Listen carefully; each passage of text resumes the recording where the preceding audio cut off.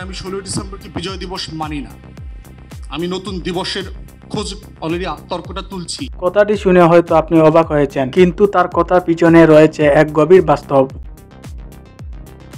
যুদ্ধ শেষে পাকিস্তান সেনারা আত্মসমর্পণ করেছে, বাংলাদেশে মুক্তি পতাকা উড়েছে, কিন্তু বাস্তবতা ছিল ভিন্ন। পুলিশ স্টেশনগুলোর দায়িত্ববান কে নিল? ভারতীয় সেনারা।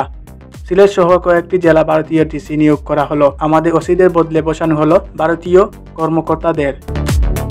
ফুয়াদ বলেছেন, আমরা যেন নিজেদের ঘরে বন্দী হয়ে গেলাম। আমার বাবা মুক্তিযোদ্ধা ছিলেন, অথচ আমরা স্বাধীন দেশে অধিকার পেলাম না।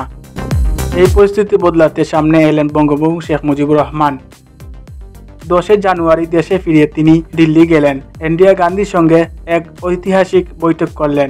তিনি বলেন, আপনাকে ধন্যবাদ, কিন্তু আমাদের দেশ আমাদেরই হতে হবে। আসাদুজ্জামান ফুয়াদ বলেন, শেখ মুজিবের এই নেতৃত্ব ছাড়া হয়তো আমরা কখনো সত্যিকারে স্বাধীন হতে পারতাম না।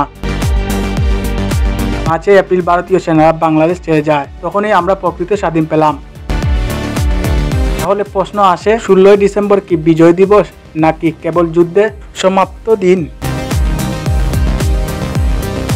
আসাদুজ্জামান ফুয়াদ বলেন, যদি আমাদের রাষ্ট্রীয় সত্তা প্রতিষ্ঠা না হয় তাহলে বিজয় কিসের?